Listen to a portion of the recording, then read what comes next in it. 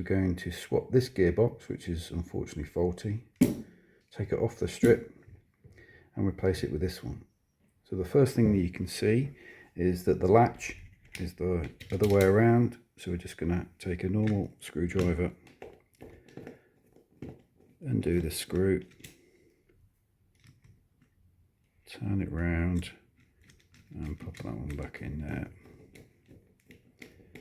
It's a finger tight, and as you can see they're the right way round so the door can latch properly. So we're now going to just put the spindle through here. It just makes things a little bit easier to be able to hold the two gearboxes together. You're going to need a Torx bit, undo the bottom screw.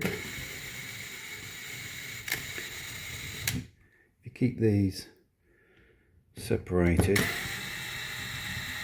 As you can see that this one is a little bit shorter than the others. So at least we know which one goes where. Lift the strip off, move that back onto there, just the bolt, pop that one back in.